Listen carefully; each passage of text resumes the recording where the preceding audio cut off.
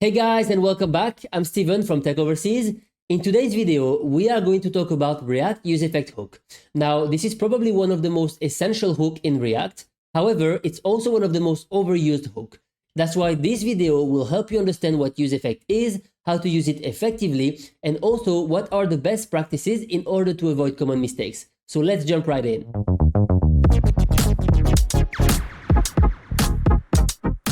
All right. So the useEffect is a hook in React that lets you perform side effect in function component. Now, it lets you run code after the component renders, which is perfect for tasks that need to happen after the rendering process. Now, bear in mind that useEffect should be used as a last resort. Whenever possible, try to embed side effect logic in the normal flow of your application, because overusing useEffect can actually make your component harder to maintain and harder to understand. So how do we actually use useEffect in our component? So you are going to actually import useEffect, and then you will pass two parameters. The first one will be a callback function, and the second one will be a dependency list, which is an array of dependencies. Now, let's actually check the TypeScript definition for useEffect. So command click on useEffect, and you can see that it takes a callback function and a dependency list, which is actually optional. However, if you don't put a dependency list, your effect will actually run every time your component renders. Now, let's have a look at the effect callback. So the effect callback is actually a callback function that will either return nothing or it will return a destructor.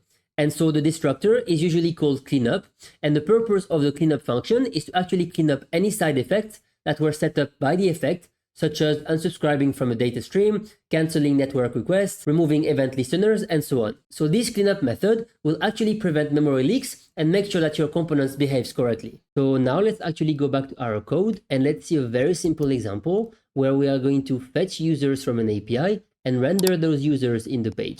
So let's actually create users set users equals useState. And so we are going to initialize to an empty array. Now let's import useState. Let's actually create an interface user so we know what each user will return. Each user will have an ID, a name, and then an email. Let's assign the type to our users array. Now let's actually fetch our users from the JSON placeholder API. And then what we are going to do, we are going to convert the data into JSON, and then we are going to set the data to our users list. Now we can save. Now let's actually render our list of users so we can map over our users. And so for each user, we are going to print a name and an email. Now what we are going to do here, we are just going to console log effect runs so we know whenever the effect runs. As you can see, when I save, we get the list of users and we get the name and the email. Now let's open the dev tool. Let's clear the console. Let's refresh the page. And as you can see, the effect only runs once. Now let's talk quickly about the useEffect second argument. So the second argument is the dependency array. And so the dependency array actually tells React when to rerun the effect. Right now we have nothing in our array, so the effect will only run when the component mounts. Now, if we omit and remove the dependency array, what it's going to do, the effect will run every time the component renders. So if I save the page, you can see that we enter in an infinite loop. And the reason is because in the useEffect, we fetch the user, we convert to JSON, and then we set the user to whatever data we got from the API. However, when you call set users, the component will re-render. And so whenever the component re-renders, the effect will run again. So let's put back our empty array. Let's save. As you can see, the infinite loop stopped and we only have effect runs once. Now let's refresh the page. Again, we have effect runs once. So we have just seen that removing the dependency array will actually rerun the effect every time the component renders. We have also seen that whenever you have an empty array, it will only run the effect when the component mounts. However, there is also a third scenario, which is that whenever you pass specific prop or state into the dependency array, it will run whenever those value changes. And so let's go ahead and create a counter. And so whenever we increment the counter, we are going to fetch the post for a specific user. So we can initialize our counter and say counter set counter. useState. We are going to initialize our counter to 1. Now, something very important when using useEffect is actually the separation of concern. So as you can see right now, this effect will run only once because it has no dependency in the array. However, what we are trying to achieve will actually run every time the counter changes. So we are going to create a separate useEffect in order to encapsulate the new logic. So we can add the counter in our dependency, which means that every time the counter changes, the effect will rerun. So we can copy this code here. We are going to change this into template literal. And now we can actually pass our counter and say /post. So before we save, it's no longer set users, it's actually set post. And so we need to create a new array called posts in order to save the posts for specific users. So we initialize to an empty array and we are going to type our post. So we are going to say a post will have a user ID, an ID and a title. Now we can pass our post type in here. So we can say posts are an array of posts. Now, if I save, nothing changes. We still get our list of users and now we are saving the post. So as you can see, we have a separation of concern where the first useEffect is only responsible for fetching the users only once when the component mounts. And the second useEffect will actually rerun every time the counter changes. And this allows us to actually fetch all the posts for a specific user. Now let's get rid of the email because we don't really need the email. So what we can do here, we can say something like post.map and then we can have an if condition. And so if the post user ID is equal to the user ID, then we return a list of posts, otherwise we do nothing. So here we can say post.title, otherwise we return null. I'm just going to change this into a paragraph. And so now, as you can see, we have all the posts of the first user. Now let's actually create a button in order to increment the count. So we can say onClick handle increment and then increment counter. Now let's create this increment function, constant handle increment equals this. And so we take the previous counter and we add 1 to the counter. Now, if I save, you can see the button. And so what we are going to see, I'm going to close the console for a second. And so now what you can see, if I click increment counter, we get the post for the second user, we get the post for the third user, fourth user, fifth user, and so on. And so just like that, we are able to fetch the post for a specific user just by having a useEffect and then the counter in the dependency. Now let's pause for a second and let's talk briefly about using useEffect for data fetching. Even though data fetching is a very popular way of using useEffect, and even though you can do it, it's actually not the recommended way by the React team. And the reason is because when fetching data using useEffect, as you can see, it's a very simple implementation. And so most people forget 3 important aspects, which are data caching, race condition, and proper state management.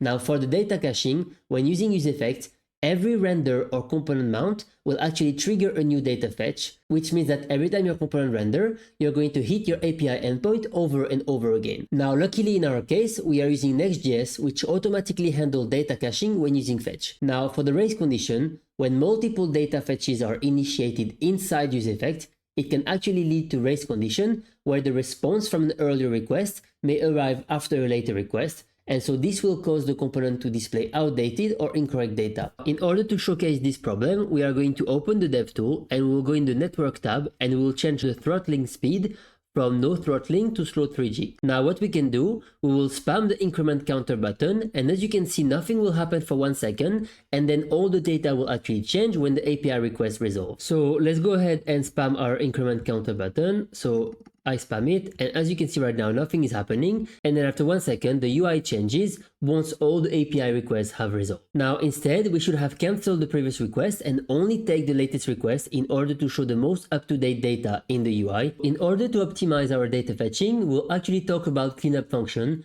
But before, let's refactor our code and create an asynchronous function. So let's go back to our normal throttling. And so we are going to create here a function which is called fetch users post.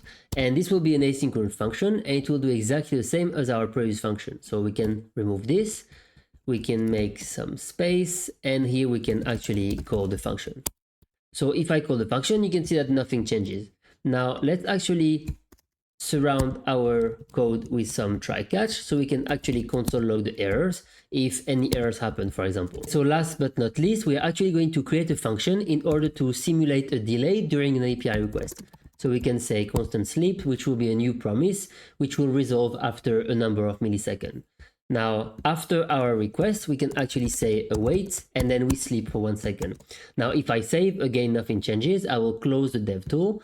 Now, what I can do if I refresh the page, if I actually spam the increment counter button, you can see that nothing happens. And then after 1 second, all the posts actually appear one by one. And so in order to avoid this, we'll actually introduce a cleanup function. And so here is how we are going to do it. So in the useEffect, we are going to initialize a isCancel flag. And this flag will actually help us determine whether the component is still mounted when the fetch request complete. So let's go ahead and create a letIsCanceled flag, just like that. So we initialize it to false. And then what we are going to say, if it's cancelled, we are going to set the post. And also we are going to say if it's cancelled, then we will console log the error. Now let's refresh the page, and in our useEffect, let's actually return our cleanup function. So we are going to say every time the effect runs or every time the component unmount, we actually want to cancel showing the posts. So now if I save, if I spam the increment counter, you can see that after 1 second, it doesn't show the post for every single user. It only shows the post for the last triggered request. Now bear in mind that we are actually not canceling the request.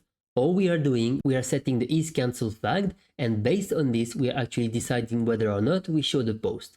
So the best practice would be to actually cancel the request. So in order to cancel the request, we are going to use something called the AbortController that we will pass in the request option. And then later on, we can actually call the abort method on the controller. So let's go ahead and remove all our isCancel flag that we don't need anymore. And let's use our AbortController. So we can say constant controller equals new AbortController. Now we are going to pull out the signal from the controller. And the signal is something that you pass in the request option. And then based on this, now in the cleanup function, we can actually call controller.abort, which means that every time the component unmount or every time the effect runs, we are canceling the request. Now let's open the dev tool and let's go in the network tab. Let's clean everything. Let's refresh the page. And as you can see right now, we are spamming the request.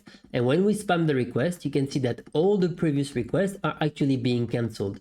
Now, if I release, you can see that it only takes the latest request and it shows the post in the UI. And that's it, guys. I hope you found this deep dive into the useEffect hook helpful. Now, remember that while useEffect is a powerful tool, it's important to use it wisely in order to keep your components efficient and maintainable. I hope you enjoyed this video or learned something new. If you have any questions or topics you would like me to cover next, let me know in the comments down below. Thank you for watching, and until then, happy coding.